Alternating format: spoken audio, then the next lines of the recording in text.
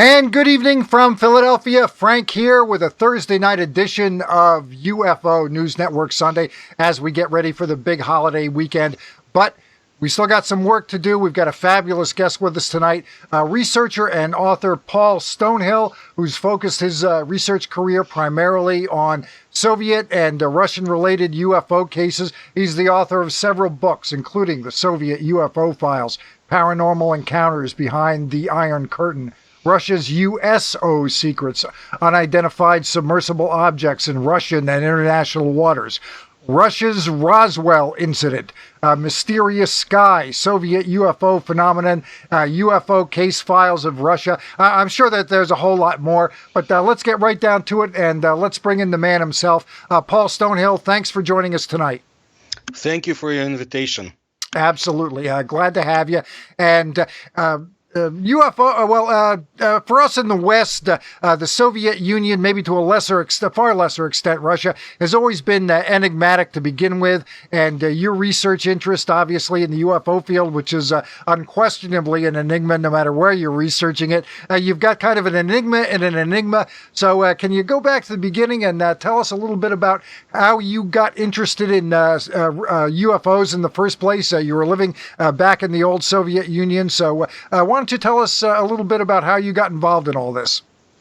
Yeah, I wanted to say that Russia, or the territory that the Russian Empire and the USSR comprised, has had tremendous history of UFOs going back millennia. And that's very important. I was interested in this subject primarily because of somebody I knew who lived in the same neighborhood I did, who was a Soviet pilot. And in 1936 in the Arctic, they sighted a UFO, and they actually were shooting at it from their airplane. So I was very much impressed, and I collected information myself about the so-called paleo contact or ancient aliens to the extent available in the Soviet Union. And through the years, I've got as much as I could. Ever since I came to the United States, I did the same. I was writing in Russian and other languages and establishing contacts with Soviet ufologists, which was easier in 1989 on, after Gorbachev took off chains from the subject of ufology. A lot of information came out at the time, including the Soviet KGB files about UFOs, which were released in 1991. And I've stayed in touch through the years. My articles have been published in Russia, and recently this book, they translated it into Russian, the Russia's USO secrets, because they're very much interested to know themselves in Russia what people or those who need to know about in the West about them. And also Russian people, remember, they were not allowed to basically find out about UFOs because for the most part, the Soviet government considered UFOs to be bourgeois propaganda of the West. All this, it was an excuse, of course. At the very top, they knew everything they needed to know. But they were concerned, the military was concerned, because of UFOs ever present and USOs, very unusual objects in their oceans and lakes and rivers. And of course, UFOs visiting nuclear sites, not giving a damn about Soviet secrecy or what Kremlin wants. And out of this, there have been tremendous cases. I mentioned them in my books, of course, my lectures. And for people who want to know the extent of my research, because it goes more than ufology, I have a YouTube channel, Paranormal Research, Paul Stonehill, and I try to bring people up on what's going on in Russia, China, and Eurasia. Okay, and you had mentioned the sighting from your neighbor, the pilot, back in 1936, which, of course, predates World War II. We've gotten stories about Foo Fighters and such during the Second World War. Have you ever picked up anything along those lines from Soviet pilots during the Second World War, seeing anything similar? Absolutely. And we, Philip Mantle, who is my co-author, and myself, we have chapters on it in the book. But I remember there was a man, a former Soviet Top Gun, who moved to Israel and became an honorary pilot in Israel. Well, he was an old man by that time, and he was able to give me a lot of information also about the Foo Fighters, so-called Foo Fighters, because they didn't call it that they had observed in Poland in 1944. And then I collected information about the Soviets in post-war Germany and what they have been collecting, like the Americans, scientific information and so forth. And with that, we got reports from the former Soviet military people stating about UFOs, like dolphin-like UFOs pulsating over battle lines. Very interesting, but it was not the only war that Russia was engaged in where UFOs were very active. What was the other one? The Chechen wars. Okay. They had a tremendous amount of UFOs. This is a little piece of land that Russia had fought 2 wars over it. And, in Afghanistan, for example, they didn't have too many UFO sightings from what we know, because a lot of the information is still classified.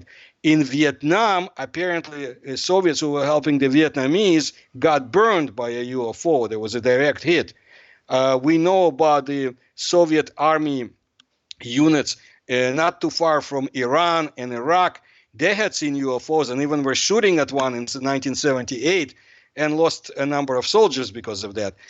But it was very much interesting that over Chechnya they had so many UFO sightings during the war. And what was the time frame for that? That was a little bit more contemporary than the Second World War. Right. In the beginning of 1994, the first war, and then towards 2000 was the second war. And this is when they had seen it. It was interesting because the Chechens, they also had scientists fighting on their side, and they were well educated. They knew what was going on too. And we have drawings in our books and so forth from the people who had served. But you know what? The most important, what I want to tell your readers, is that the Soviet Union, number one, they had a tremendously comprehensive military/academic USO research program. They call it Setka. It was the first name. It was authorized by the Soviet government. Actually, they ordered the program to go into effect after a very interesting case in 1977 when a gigantic object was observed in North Russia. And so they became concerned because they knew that, okay, let's say 95% of what people see in the sky and consider to be UFOs are military testing or satellites, but 5%, and I'm being very stingy here, 5% could not be explained. That's according to the Soviet Academy of Sciences. What were those 5%? The Soviets were going crazy. Who is coming into our territory? Who is flying? They knew it was no Chinese or the Americans. They had their own espionage here, just like the Americans did in the Soviet Union. But they wanted to find out. And they created this magnificent, I should say, program, because most of the findings are still classified and are in the hands inaccessible. But I have enough information to make me amazed at what the things they were finding out and encountering. It was great. For 13 years, officially, this program had existed, and it used all of the Soviet troops. Every Soviet soldier or sailor had to report anything unusual they had observed around them. They had special forms they had to fill out. Can you imagine? And what's important is that they had 2 scientific research centers, one by Moscow, the other one Leningrad, where they collected all this information and analyzed it. And they worked all over the world, not only the Soviet Union. And they had, for example, the Soviet Navy had special research programs staffed by top naval officers who were looking for those strange USOs all over. And here in the States, we've got our presidents, and they come and they go, and we've had quite a few of them since the UFO subject really took off. roughly 1947. There's the Truman years and the Eisenhower years, and different presidents have their different connections and interest levels with the subject. Did the same kind of thing happen in the old Soviet Union? Like, hey, during the Stalin years, this sort of thing happened, and then with Khrushchev, this, and then it changed under Brezhnev, and so on and so forth. How did all that work out? And was one regarded as a better UFO premiere than another? The best one was Gorbachev, obviously, because he brought freedom. But even he doesn't say everything he knows. There is a very interesting 1987 case about a small shuttle-like object that was recovered and they then disappeared, and he knew about it. But okay, I'm getting off. It started really under Stalin, and Stalin was very much concerned because they had intelligence reports about Roswell. Soviet spies were operating very actively in the United States. They had not enough helpers here. Those who believed in communism, they helped them. So they collected a lot and brought back to the Soviet Union. And Stalin, to make it short and simple, wanted to know what is it in those files, meaning are the UFOs dangerous to the Soviet motherland or not? So he asked top scientists, including Sergei Korolev, late 1940s. He gave them time to go through the materials, translators, but would not let them out from Kremlin. They had to stay there. And the end result was that Korolev and others said, yes, UFOs exist. No, there are no danger to the Soviet Union based on this information in the pile of documents that was translated for us. Stalin was concerned, but after he died, there was a tremendous period of instability in the Soviet Union. And one of the cases I present and also have in my YouTube is the case of 1953, when a gigantic UFO was sighted over Siberia, for example. And this was after Stalin's death. There were other interesting cases. Even when Stalin was alive, there was a case of a gigantic UFO moving in the Soviet USO in the Soviet waters, from the extent we know. Now, under Khrushchev, there was some freedom and people could talk about UFOs. But what you need to know is this. The Soviet government loved American debunkers. Donald Manzel's book was was freely available in the Soviet Union. They loved debunkers.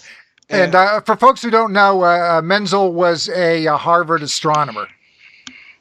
Yeah, and very active in trying to explain away the UFO subject. Well, look, even this program I told you about, that they had scientists who were not too eager to even be engaged in it, and they were afraid to explain UFOs any other way except natural phenomena. And that's not what the military guys wanted. They wanted answers. But Khrushchev, under him it was the times were interested. It became more solid and boring under Brezhnev, let's say, but also he was the general secretary where that program started. I gotta tell you something. The brains behind Brezhnev was Yuri Andropov, the head of the KGB. Andropov was crazy about UFOs, put it this way. He had a file on his desk which was continuously updated with the reports from this program I told you about and other sources. And he knew that this phenomenon was very interesting. He gave government money to study it. And for a short time, he was also in charge of the USSR. But, general secretaries died, one succeeded another, but the program stayed on. Because this was something that affected the security of the Soviet Union. They knew there were cases when UFOs really bothered them over silos and so forth. There were reports of them shooting at UFOs and paying a high price for it. There were cases where the Soviet armed forces were told were given orders never to shoot at UFOs. Leave them alone. They're not causing any harm, to the extent the Soviets knew they were not losing control. And almost every launch of important space vehicle was accompanied by UFOs. I also have interesting information about cosmonauts and what they believed about UFOs, and from people who disbelieved to a number of cosmonauts who said, no, they exist, or we have heard from those who know that UFOs or unexplainable vehicles in the Valentina sky. Tereshkova is one of those, is she not? No. Okay. It was Popovich, Marina Popovich. She was the wife of Pavel Popovich. Very Oh, interesting okay. couple. Yeah, Now, okay. Pavel, She has spoken, hasn't she? There was an interview with her, and she must have had a translator with her. But I remember that, and she was very positive about the UFOs. She in 1991, I had the privilege of to meet her in Los Angeles. I wish I spent more time with her. She was a tremendous person. She gave me photographs of the object that was filmed just before the second Phobos disappeared by the moonlet of Phobos. She knew a lot. She was speaking about UFOs. She had books about UFOs, and but her husband, who was the cosmonaut, and Americans knew him. They had a nickname for him they call him the aggressor, I believe.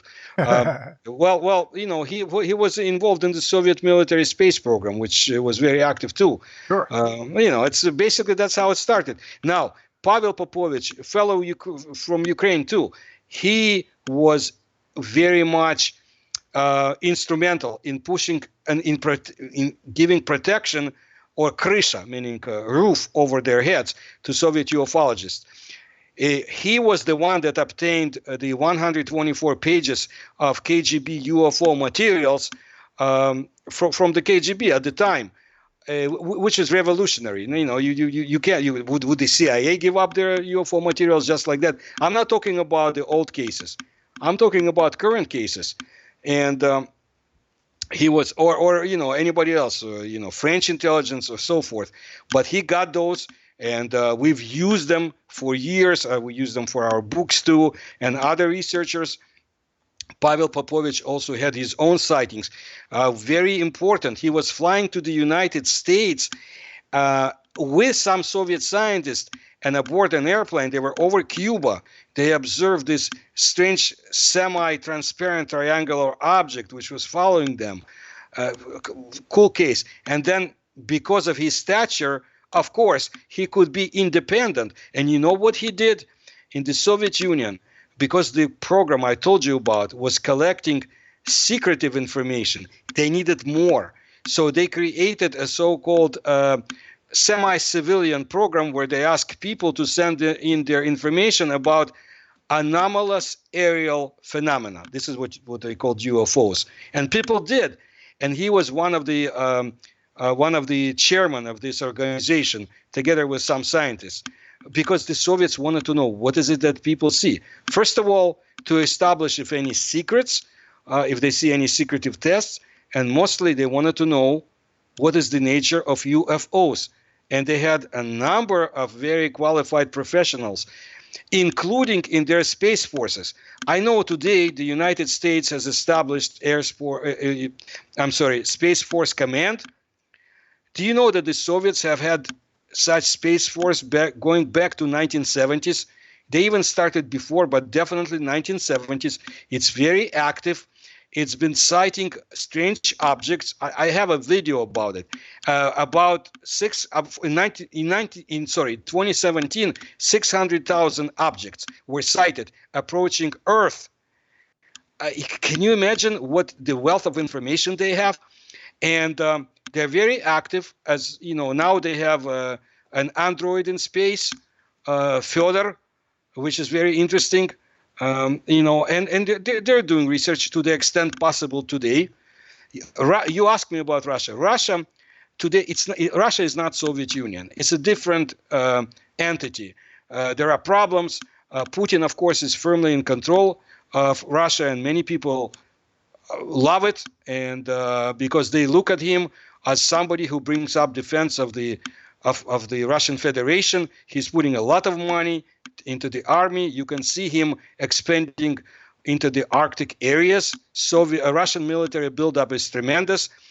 But what I see is all the territories that Russia is becoming very much engaged in is also the territories of numerous UFO and USO sightings. For example, I always call people's attention to the Kuril Islands.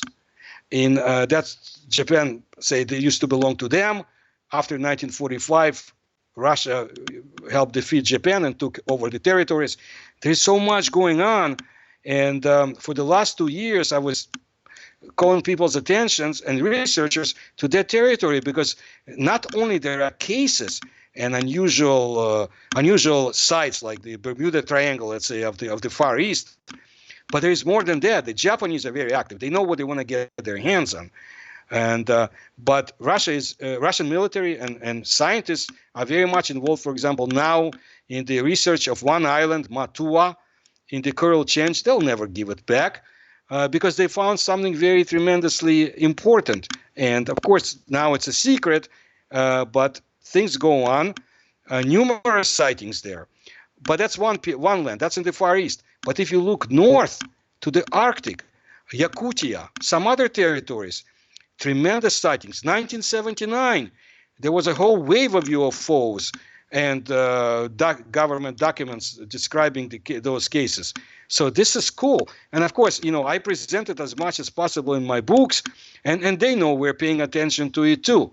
But something is going on in the Arctic, for example. Look at the recent cases just for the last month and a half.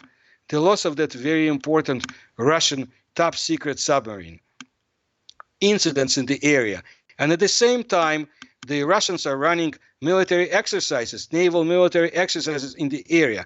They're not out there to scare Norway or NATO. I think they know, each other side knows what the other side has. I think they're facing some other enemy or adversary, or they're trying to show their might to somebody who is much stronger than the Americans or the Chinese. Got it. And going back to the cosmonauts, a few years back, Alexei Leonov, who was the first man to walk in space, had made some comments and was apparently involved in at least some level of research regarding UFOs. He was pretty skeptical, and I was wondering if you remember that, and if you do you have any comments about that? Yes. He's a popular guy. He's a big name, justifiably a huge hero over in Russia.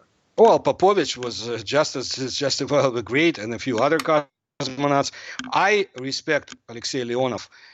He did tremendously important steps in space exploration, but he had been consistently and very unusually anti-UFO, so to put it this way, anti-alien presence. And Marina Popovich had her own run-ins with him because she observed UFOs with someone else and by her side, and he said, no, that's not what you had seen. What you saw were projectors or floodlights and so on. She says, well, I'm a test pilot of the Soviet Union.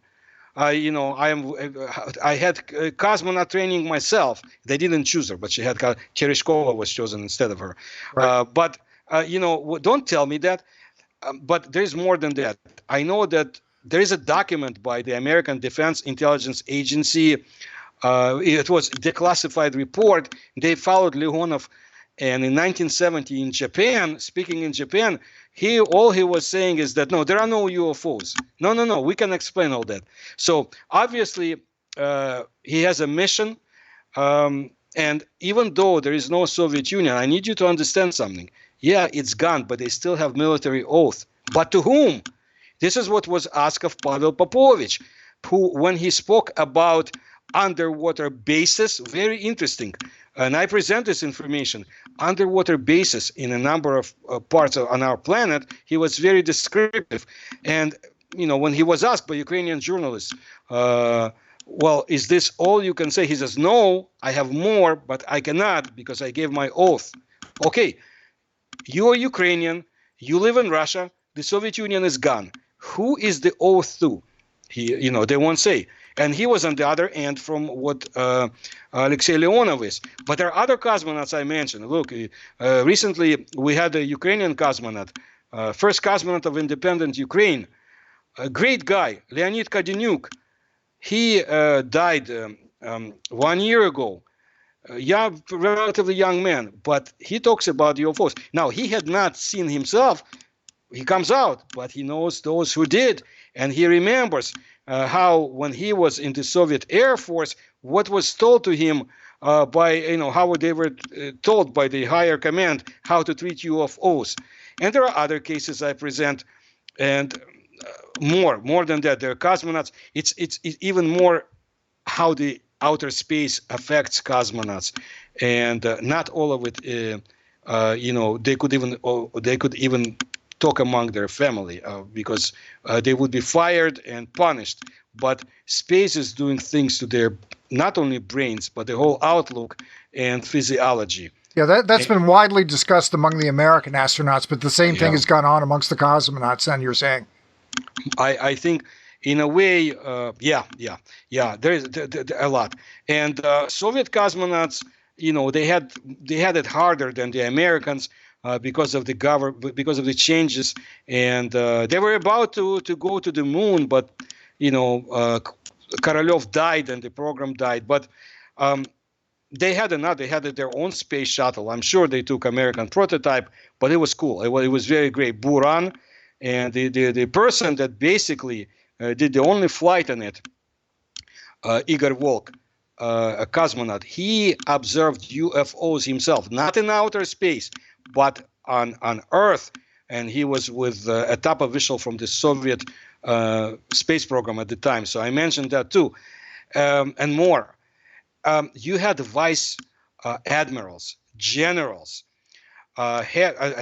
former head of the Soviet space program, who said we cannot discount it. Some of them came out openly and said we had these gigantic UFOs, discs or cigars over such and such area of Russia, such and such time.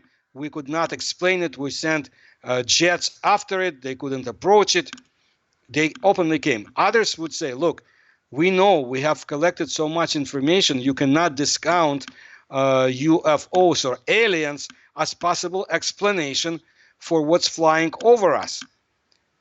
And a few years back, the earlier part of this decade, then Prime Minister Dmitry Medvedev was kind of caught in a hot mic after he was off the air interviewing with Russian television. And he made a number of comments about UFOs and aliens and men in black. And I wanted to get your take on that.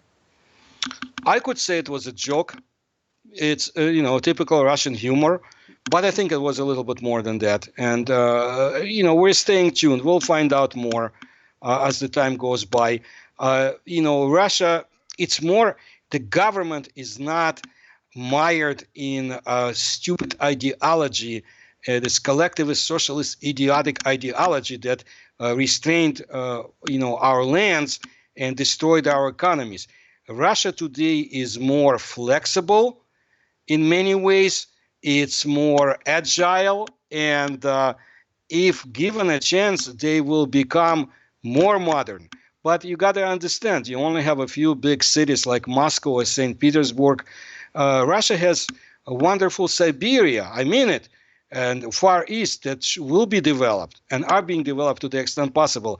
But it's not easy. But they have a lot of scientific brains that they lost many. All the, Soviet SDI-like program, or most of the scientists moved to the United States when the Soviet Union fell apart. But nowadays, scientists stay, and they are more, I don't want to say patriotic, but they do want to give their ideas and their energy to Russia. And I can see that. And they have young, capable officers who, I am sure, observe UFOs day in and day out, but secrecy is tremendous. People don't talk about it.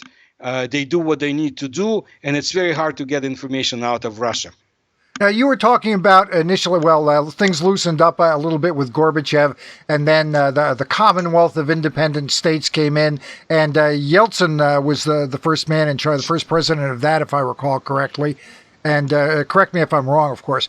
Did things kind of like loosen up for a little bit and then tighten up again as Putin's maintained control over there for all these years now? Or how has it been up and down, or has it been kind of steady? Or under Yeltsin, they was just trying mostly to survive. But what's interesting about Yeltsin is that he very much believed in, I don't want to say the occult because it was not that, but he had a whole group of people, so-called PSI defense around him, and people who were involved in this type of research and weapons and so forth, and some from the KGB, some from other forces. So he was very much keen on it, but they didn't have enough time to go into it. That's why there are a lot of documents left the former Soviet Union and Russia, and made their way to the United States and elsewhere. Interesting documents.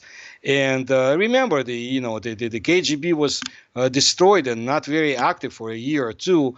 Yeah, it's changed under Putin, because Putin's he wants to build up Russian state, and defense of his country is very important to him. And of course, they just like in the Soviet times, they want to know what are those UFOs, because there are UFO sightings and USO sightings too, but it's a different level of secrecy. It's a different type of government today. Look, there are elections in Russia as well, and some people are saying there is no freedom. Others people say yes. I'm not going to go into that, but I will tell you, but Russians are able to read much more. The internet is still open, and they can see what's going on. They travel abroad, and for this, I am thankful to Gorbachev for the destruction of the stupid Communist Party, because you can belong to other parties today. Yeah, there are limitations. You can study. The religious, there is more religion. There is no, what should I say, punishment for being religious. And it was during my times. So, people can read books that they want to. Problem in today's world is that young people don't want to read books, but that's everywhere. Yeah, your point regarding religion in Russia. Russia has the third largest Christian population in the world, behind the U.S. and Brazil. Yeah, and Muslims, they have a very tremendous Muslim population too, and they have there's no.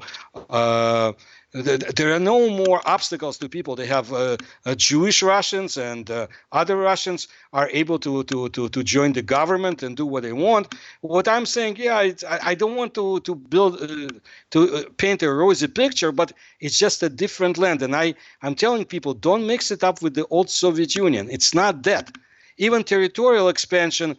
Look at the Russian Empire as an example. Don't look at the Soviet Union, because they don't bring a communist ideology and their bayonets. Like before, they wanted to take over the world. And I think in time, there should be more cooperation in space, definitely.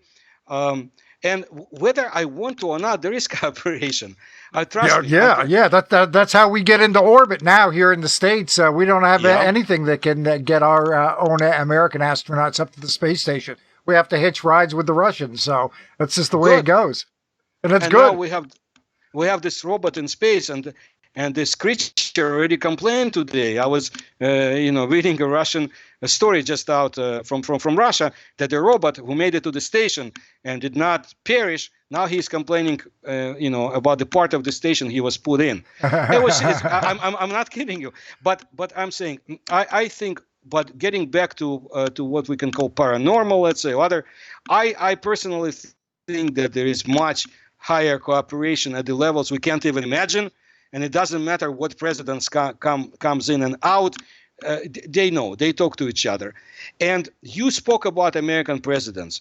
I always want to tell Americans, remember Gerald Ford, who was a congressman who was pushing the Air Force to give up UFO information. He was very active. And I don't want people to forget about his input into this whole disclosure movement. Oh yeah. He was a congressman before he became vice president and then president. Yep. He was a congressman in Michigan, where there were an awful lot of sightings, and his people were, his constituents were raising quite a fuss about it. And he did get an open congressional hearing going regarding UFOs back in the late '60s. So yeah, I mean it's up and down here, and we're in kind of a heavy period here. It's been a great period for UFO buffs here in the States for sure, with TTSA and all that.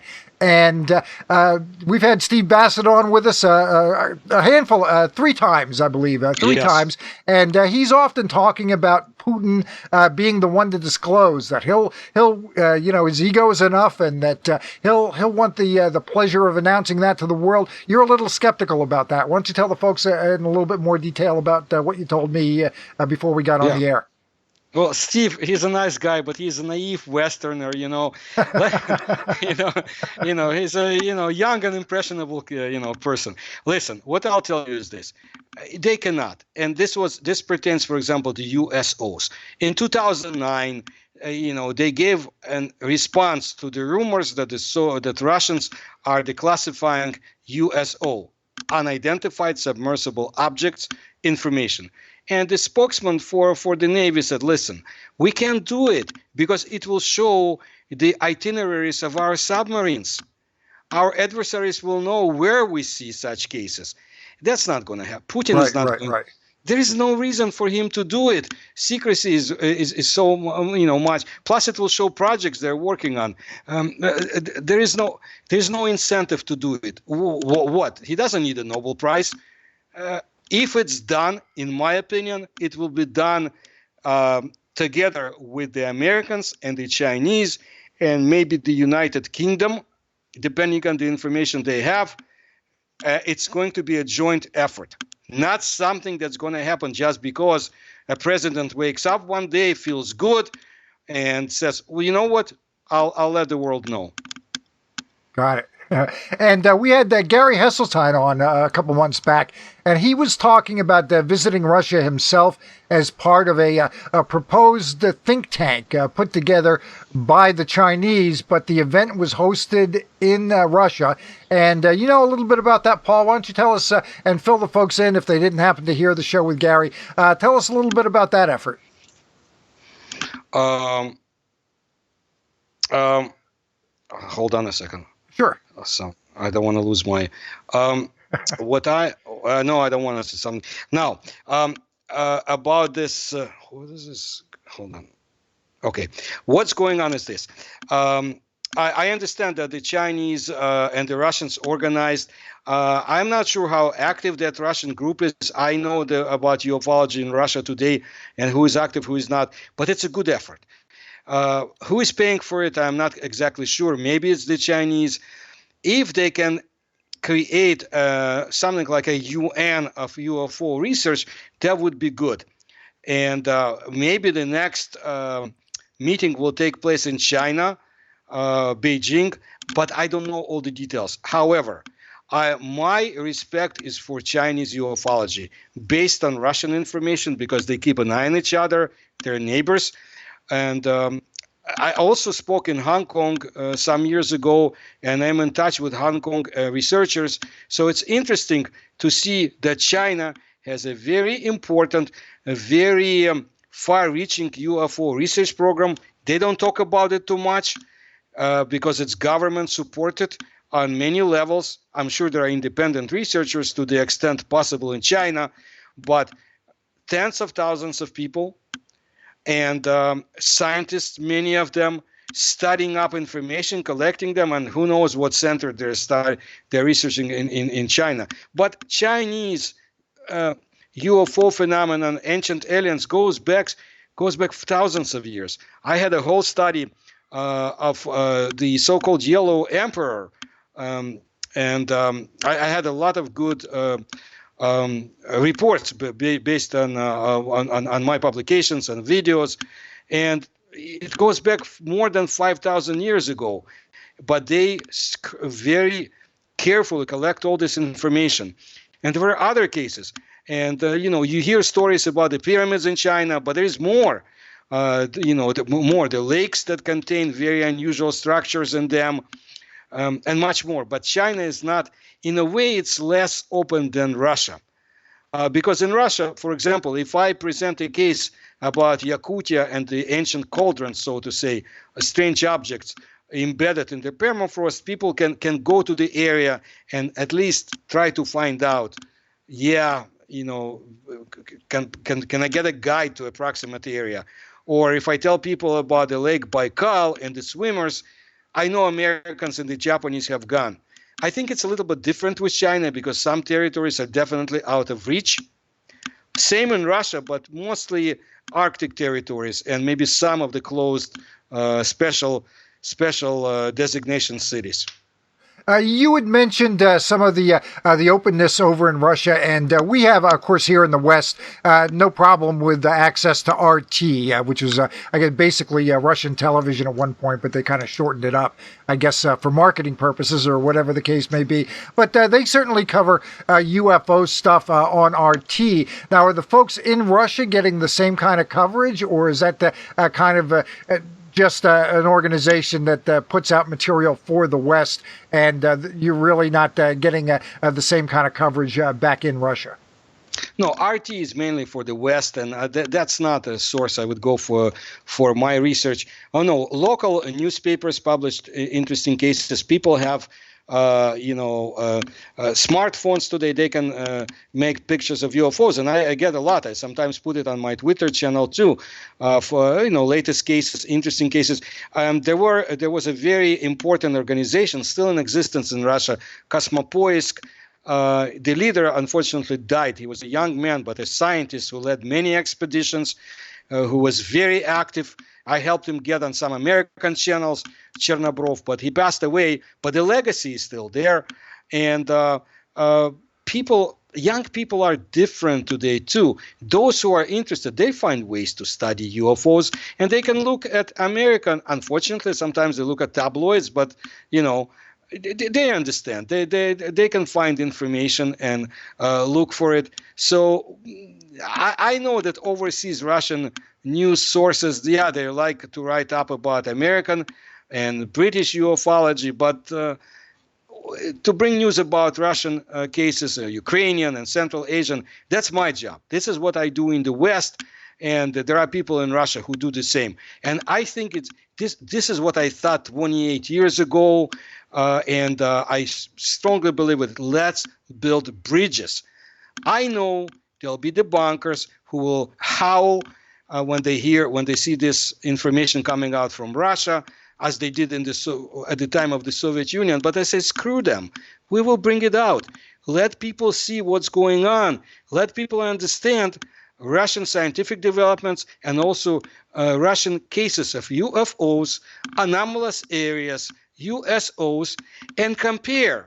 Because if a Chinese guy or an American sailor reads our book and sees what's going on, they have a chance. I'm very proud. Philip Mantle is active. Now, this book about USOs, it's available in Spanish, Portuguese, German, Italian, Russian. I never expected it, but I wanted it. I want the book to be available in Arabic, in Urdu, in Chinese, in Hebrew. Let people change their, Right. Now, one book that you dedicated an entire book to the case that you call the Russian Roswell. And why don't you give some folks the details on all that? What happened there? Cool. This was a very interesting case. In 1986, one day after the Challenger explosion. People don't talk about it, but I will. This happened one day after. A strange object entered off-limits Russian town on the border with China. It used to be Chinese before, many years before. Anyway, it's a settlement, and it was a mining settlement, Dalnegorsk. And this object entered, it went up and down, and it basically smashed into a hill, 611, but went up and down, finally burned. And what was left behind in the residue were very unusual metals that some people say could not be created on Earth without modern technology. And some people say, I'm talking about qualified scientists and researchers, yes, Soviets have had such technology back in 1970s.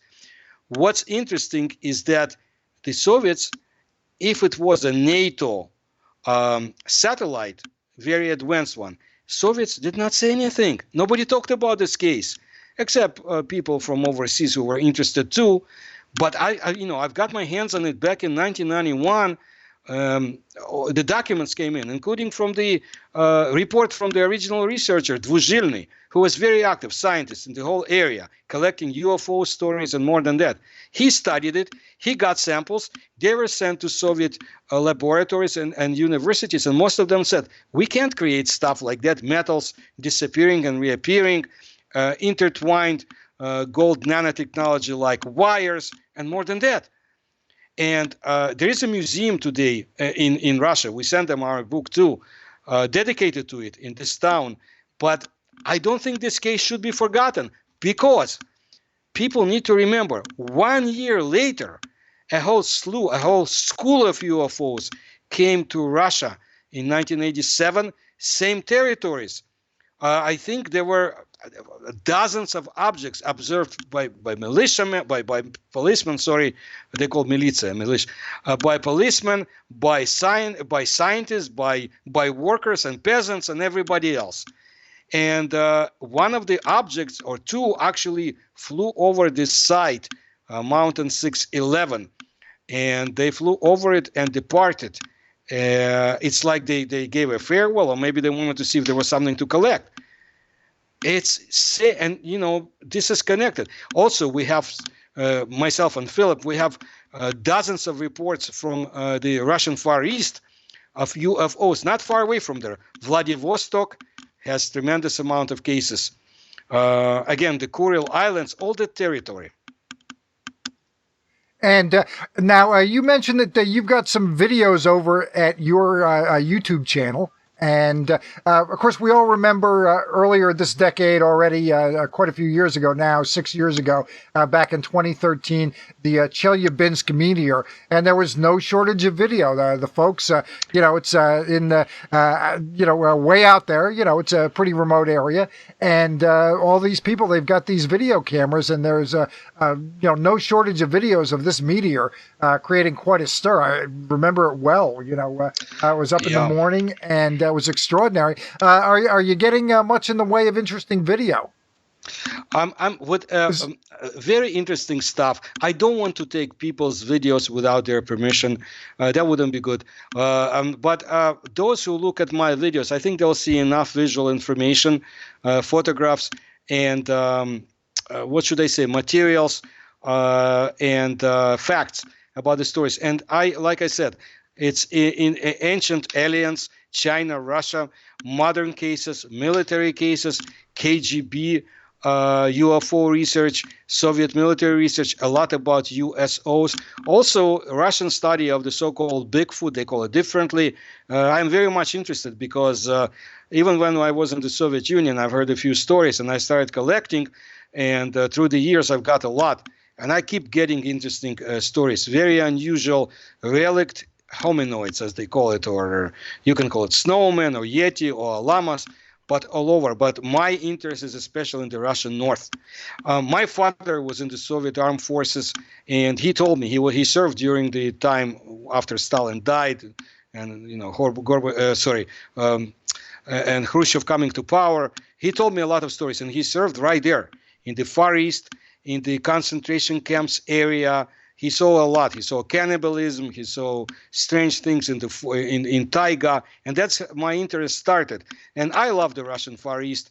It's tremendous territory, many stories, many unusual stories, cryptozoology. People who report it, some of them are very much trained observers, military and scientists, which is important because if the bunkers start howling, this is what we present to them. People who see it are no less educated than you are, So all of it is definitely in my channel. And I want to expand to some other subjects, but it's basically Eurasian paranormal because few people here talk about Mongolia, China, Central Asia. It's a wonderful place to visit, like Kazakhstan, seriously, Uzbekistan, others. But American intelligence was very much interested in those territories too, because there were many important sightings from 1947 on. They were recorded, and they knew about it. And 1966, we talked about the United States. There was an earthquake in Tashkent, Uzbekistan, and there was, a tremendous amount of UFOs were observed. Same year, all over the world. One thing from my conversation with you that I'm picking up, and also from what we're hearing from TTSA, and then going back and looking at the older American-based cases, that they have so much in common. It's like virtually, if you edited out the information of who was involved, whether it was American or Russian or Soviet or Canadian or British, the cases are so similar. It's like, okay, we see something, we pick something up. Let's get some planes up to take a closer look. They take a closer look, and then bam, the UFOs are out of there faster than you can snap your fingers. And this seems very common. Now, is there anything about the UFO cases that stand out as being not terribly common? Is there anything that's anything unusual that you've never heard from a more Western case? I think tremendously the classification basically is the same. The movement, how they move about, and so forth. What I haven't heard is about USOs, because I think it's a more secretive subject in the United States and NATO than it's in the Soviet Union, because United States and NATO are intact, but the Soviet Union disintegrated, and some information came out, and that's how we know. And I think they even exchange impressions with their American colleagues, the Soviet Navy. But, let's talk about what I know. There were objects moving at tremendous speeds through the oceans, objects that changed shapes down below, objects that bothered Soviet submarines to a great extent. And there were many of them. I will never forget some. I'll tell you one that you've not heard in the United States. Soviet-Russian researcher Kuzovkin observed a wheel-like object down below in the Black Sea. He was aboard a deep water submersible with scientists. They observed an object about like a 10-story building. It was like it was a circle-like object. And it emitted lights and made movements. People can find out more reading my book, but this was one of the cases which was very unusual, one of the UFOs. There were some other ones that I go through. Yeah, there are variations. And what's interesting is that there are more. It seems to be like we have two different groups or two different entities on our Earth that are not us, but who may not like each other, but they're very much advanced, more than us. And there are battles. I remember bringing forth information from the 10th century when an Arab traveler in what is Russia today on an inspection, this was a diplomatic mission, they observed UFOs fighting in the sky. And the local people told them, don't be afraid, we see it every day. And I have other descriptions in my book from other territories and times from the Russian Empire. And we've been in this period of heightened attention for UFOs here in the West. I don't know how much it's trickled over into Russia, but where do you think things are going? Like 10 years from now, where do you think the UFO subject is going to be over in Russia? Oh, we cannot guess because we don't. I'll tell you what is interesting to me is all of a sudden all this attention to the Arctic. It could be because there's less ice and more water available. I don't think so. Arctic, a few other territories on Earth. I think it will be developing. If there is any sizable or tangible threat, we'll find out much more. Because they have to act, our military, our forces. But if they can contain this threat, if it exists, or if they have separate communications with whatever forces out there, and they don't have to report to us, we will not find out. Even with all the internet and technology, you can see how internet can be controlled. You can see how information can be controlled nowadays. We may not find out as much as we want to. And any effort will be a real effort, maybe put down. I always tell people in the West about a case that happened in 1967 in the Soviet Union. Russian, Soviet civilian researchers, very active guys, were able to get together with military. This was not authorized by anybody. People from the military who got tired of seeing UFOs and wanted answers. And they were able to get some high-level support, not at the highest levels, but enough. And they got access to the Soviet television. And those scientists, real scientists, UFO researchers, and military people gave they gave an appeal. They appealed to the Soviet population, and they said, if you see strange, phenomena in the sky, please send us information to such and such PO box. And you know how many hundreds of thousands of letters came in? That many, wow. One month later, it was destroyed. It was knocked out. Other forces, so other people in the Soviet military high command, removed all this. It was in the so-called House of Cosmonautics or Hall of Cosmonautics. They they eliminated this movement. Nobody got killed for it, but people got demoted or shut down, and no more. This ended. It took a month. I don't see anything familiar anywhere in the West when military and UFO researchers, hand in hand, go on television and appeal to the population. But you see what happened at the end. Right. And you had mentioned UFOs in the Arctic, and of course, down in the Antarctic, most of the world's major countries, including Russia, have a research presence down there. Have you ever gotten any accounts from the Antarctic? Oh, yeah, quite a lot. We have a whole chapter about the Antarctic. Yeah. And certain British territories have more UFO sightings than anybody else. They're very modest, our British cousins, so to say. They don't talk about it, but the Soviets, Soviet spy ships were in the territory. Soviet submarines were next to some of the British islands out there. Oh, they talk about it. And the Antarctic itself, it's a very interesting and complicated history of the Soviet Union. They have been there from 1946, and they had their own connections with the Americans.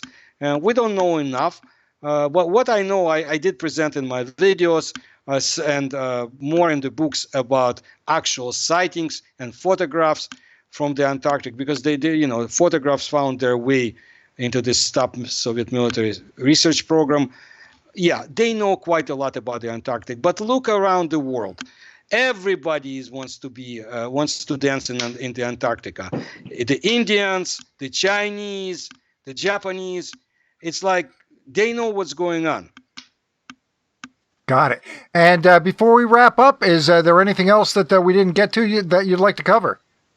Well, I want to say that some of the most tremendous case was in Russian history. I would say one of the most was the 1908 Tunguska.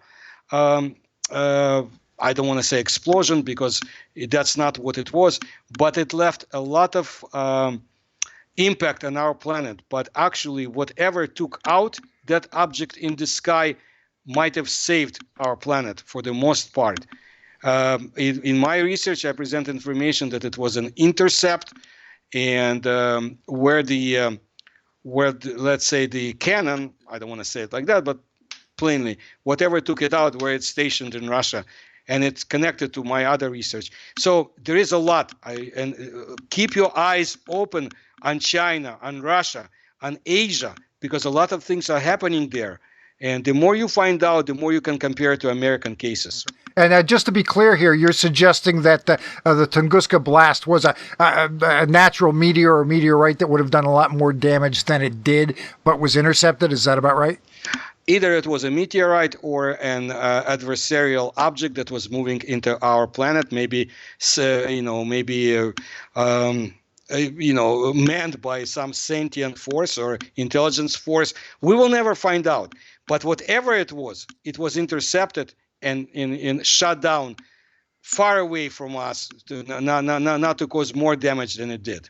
I do know a little bit about that case, and I do know that they felt shocks as far west as London, and that it was actually powerful enough. It knocked down horses, I believe, as far west as Moscow. Is that about right?